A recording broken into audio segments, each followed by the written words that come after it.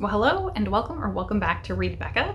It's time once again for my weekly chatty catch up on everything I've read, everything I'm currently reading, and everything I'm looking forward to reading, as well as some general lifey chit chat. And it was a good reading week. Some very high highs, definitely. So let's start with the book that was the least successful for me, and that's disappointing because it was from a series I really love, and that's the 6th or 7th, I think, in the Singing Hills cycle on novellas. This is The Brides of High Hill by Nghi. And I think this is my least favorite in the series. The things I enjoyed are things that have been consistent throughout the series. So in this series, we are following, in a sort of Asian-inspired fantasy world, this cleric Nghi, who is from the Singing Hills Monastery. And Cleric Nghi's job is to go around collecting stories and remembering history, more or less. In this entry, I think you could start here because it is so self-contained, and that's true for most of the books in this series.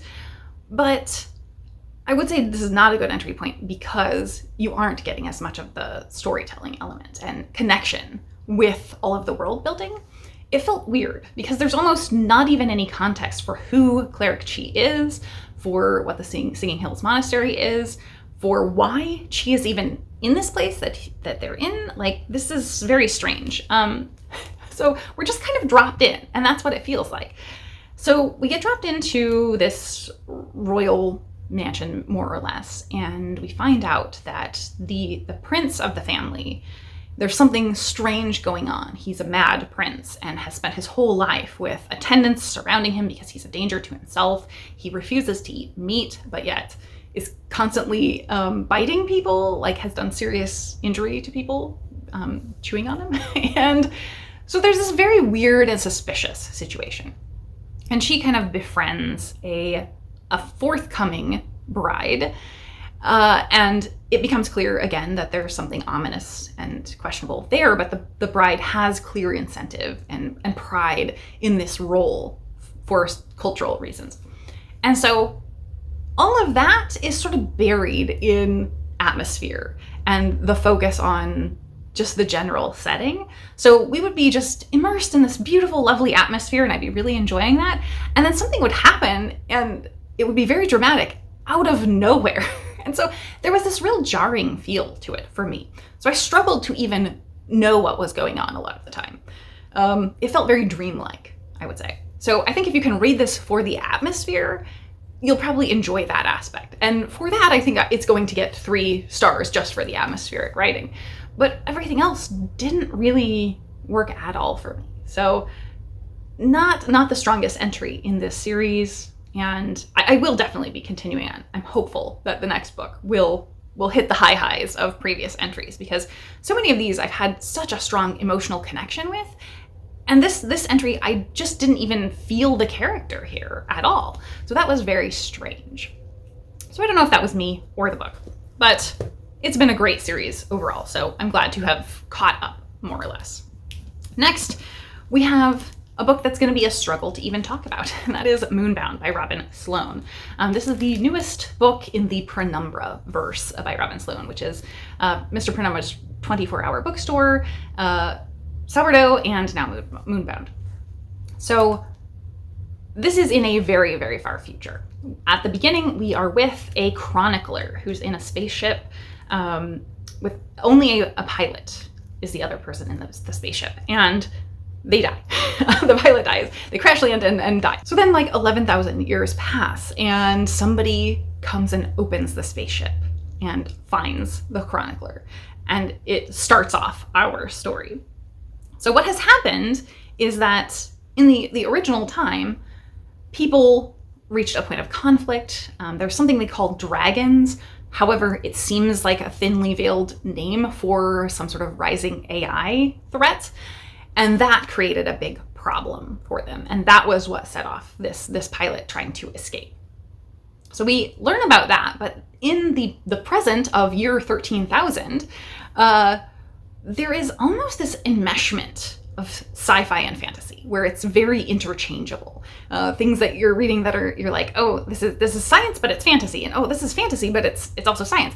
So it's really great and cool and innovative in that way. It kind of reminded me of Ready Player One as far as the vibe that you get, because it's so fluidly moving between sci-fi and fantasy constantly. It also has a strong sense of nostalgia that's not as heavy-handed and beating the reader over the head as Ready Player One.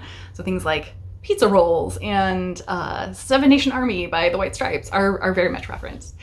But the person that found the chronicler is this boy, Ariel. And almost immediately, the chronicler starts to see these echoes of familiarity in what's going on. And it's a King Arthur story where there's a literal sword in the stone, and it seems Ariel is a stable boy who's meant to possibly pull it out of the stone. And so there is a really big storytelling element to this, of the power of stories being really, really prominent in this story, because Ariel's life is kind of on rails, and the chronicler showing up really throws things for a loop, because Ariel pulls a sword that is not a sword, that's kind of a multi-purpose weapon, out of the ship as well, rather than the sword in the stone. And that changes his trajectory massively. So I don't know how much to talk about the world building because of that enmeshment of science fiction and fantasy. But certainly there are these sort of designers, and that's why he has an Arthurian story, because someone who knew the Arthurian story has designed a whole encompassing region that carries the Arthurian saga and is in control of it a bit. And so him breaking out of that means he very much is at odds with this designer who wanted him to be on rails with this story, and he's upset the whole balance. But that becomes this exploration of tropes, really, I would say, because we get sort of a journey quest, gathering the crew together type of situation. We get the hero's journey there very, very much. And we also get some things that made me feel vibey, like Monk and Robot, because we literally have Ariel wandering the road with a friendly robot, and it's so charming. The robot is so great, really. We also get a magic school story, more or less, but it's not a magic school. And again, I don't know how to depict that. So this is just a really weird and wonderful blend of genres. I enjoyed the exploration of story and storytelling, the power of stories throughout this. I enjoyed all of the characters, and Sloan is very well known for optimism and hopeful stories, and this really, really is that. It feels like heroism and overcoming bad things in the world, really, wherever they may come from. And there is drama, but there's not a ton of it, so not a lot of action and drama to this. So, and it is fairly long, but I just found it very page-turning as well. So I'm so happy to have gotten to this. And I do want to give one really big spoiler, really, really big spoiler for kind of how it connects to the Penumbraverse and also the main character. But the spoiler is at the very, very beginning of the book. But even the summary, the synopsis, avoids spoiling it. So, but I am going to label that here. So if you want to skip over, I wish I had known so I could have jumped into this even more quickly. So the big spoiler is that this chronicler is certainly a non-human character. And it, in fact, is the sourdough starter. So we are with this sentient sourdough starter. That does not really become a major part of the story at all, but it certainly connects us back to sourdough, obviously. As well, we have a connection to the past with the Penumbraverse in the bookstore, because it's mentioned that those people were sort of agents of the sourdough starter in collecting appropriate information that they needed for certain things to do with this. So it's not heavy tie-in, but there's connection there. So I really loved that aspect, that it was very, very clearly connected, and that we're with a sourdough starter that kind of rides on people, like connects with their brains and can talk to them. Like very weird and exactly my sort of thing. So this was great, and it made me really want to buy Sloan's books that I don't have, because Sloan is just fantastic. And finally, another hit. And this should have been an obvious hit. It was Love Medicine by Louise Erdrich. I think I say her name wrong or alternately different every time I say it. So Erdrich or Erdrich, I'm not sure. But this is her debut novel, and that is just really stunning because this is so layered. And I also was buddy reading this with Melinda from A Web of Stories and Angelia from Read and Reread, and this provided so much for conversation. This is really a great book for book clubs or buddy reading because it's so rich and varied in the characters. It's also kind of difficult reading because this is a generational saga told sort of in short stories following these connected families, and they're all Indigenous. So this was written or was published in the 80s and mostly takes place around the 70s and 80s. And in that earlier time, it's incredible to see issues that the rest of the world only now are coming to recognize about problems that Indigenous people face in the US particularly, though they do kind of venture into Canada briefly at points.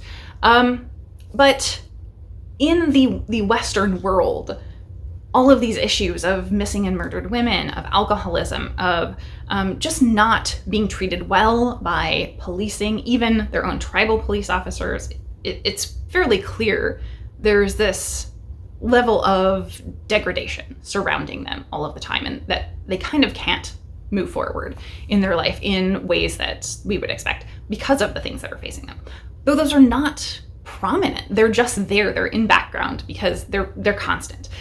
I think a theme that comes up constantly throughout this, you can't even really talk about plot because it is so much following many, many generations of family and over the struggles that they have, their connection, people falling in love, people pursuing what they want in life and failing for reasons that are out of their control, facing lots of struggles.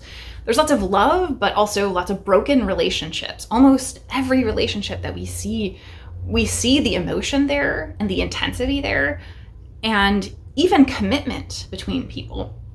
But so often there are barriers and struggles between them, and alcohol frequently is one of those. And this just really hit me emotionally because in these very, very short stories, and we kind of kept coming back in the buddy read to the word fragments because they look like glimpses into the life of these people. We're seeing them grow and change. We're seeing, I think, 3 or 4 generations of multiple families as they're progressing through life and becoming intertwined in the same area. Seeing them live through things like the Vietnam War and be really severely impacted, go through mental health struggles. And the nuance and way that's taken care of or handled is really interesting from a writing perspective, less so than from the character perspective. But just the depth that we get into these characters, like it's such a beautiful generational saga that's a character study of dozens of people. We kept trying to keep straight the family trees and they were just getting more and more and more complex. And yeah, it's wild that Erdrich was doing this so early into her writing career, only to then kind of continue on these families' stories as her work grew. So this was a fabulous first read from Louise Erdrich. And the reason that I was picking this up, and the reason why it should have been predictably a hit, is that this was for my goals for the year to pick up a couple of specific authors that are constantly recommended to me specifically. So this is a hit. It was appropriately recommended to me by loads of people, and I will definitely be continuing on with more of Erdrich's work. Yes, it was great. I really loved it. So fantastic. And I would be surprised if that's not on my favorites of the year. It was really interesting to go through with Angelia and Melinda because they had previously read this. So it was a reread for them, and yet they've also read more widely in the author's work, and they were seeing a lot of new things, but also things have become muddled up because Erdrich keeps changing things in stories as she goes, and has actually altered even this collection since the copy that I have, which is the original edition. There have been stories changed, stories added, and so it's almost like a living story of this family. Really interesting. So I could keep talking about this a lot longer, but I'm going to leave it there, I think. So in terms of what I am reading now, I have basically all the same stuff. So I'm not going to go through everything over again, but I did start the Reformatory, which I mentioned I was going to have to start for my book club. So that is started. And then watching, I did not actually watch anything in terms of finishing stuff this week, I don't think. So nothing to talk about there. I did have an exciting week this week because I went to an event with Travis Baldree. He's touring for his new book in the Legends and Lattes series, Brigands and Bread Knives. And it sounds like this one is less cozy and more of an adventure, a quest adventure, following the character Fern from the previous prequel, but it's also set after Legends and Lattes. So we're back in chronological order a bit. And he did a reading, as he always does, and it was really fantastic. I'm very excited that there is a talking sword character, or really multiple talking sword characters. And yeah, it just is very quirky and fun, and I'm really excited to get to it. So I have a copy that came with the event, basically. So really excited to get to that one when I need some cozy reading, not cozy, some fun reading. And it was just such a delight to be there. They even had custom cocktails for the event. So cool. So they have, like there's a bar there at the event space that he was at. And so they made these cinnamon roll based cocktails. And then they also have a baker that is associated with the place that did it. And the baker is a huge fan of his. So she made some baked goods for each of the custom cocktails, and had little like miniature cinnamon rolls on top of your cocktail. It was so cool. So yeah, I had a great time with that. But I think otherwise it has been just a lot of stuff, random stuff this week that I had to get done. I think that's it for my week. I know I had recommendations, so I'm gonna have to go actually get my list. Okay, I have 3 recommendations this week. So the first is from Scott over at Gunpowder Fiction and Plot, who I recommend constantly. So what are you doing if you're not watching Scott at this point? He did a 100 best books internationally of the 21st century, because that's going around with a bunch of other list making websites and publications. And so his rule was 1 book per country. So that means like really distilled down to fantastic books from each country. And that's crazy because it's such a good list where every book, it was like, wow, that sounds amazing, or oh my gosh, I've read that book and that book is amazing. So definitely check that out. So good. Next, a very topical, timely video to do with the new Guillermo del Toro release of Frankenstein, which I have not yet watched. Actual Spinster, who is a scholar, an academic, very much focused on literature, looking at it kind of academically, was doing a comparison between the book and the movie and differences in the themes that was really interesting. So then finally, we'll leave it with a fun one. The recently returned booktuber Becky of Teacup the Storyteller did a book shopping vlog in Bratislava. And it was so neat, so cool to see bookshops that are very unlike your own area. And everybody loves to see a cozy bookshop. So there are a load of those. Definitely a fun one. So with that, I will say, I hope you have a wonderful week in reading and in life. And thank you so very much for watching.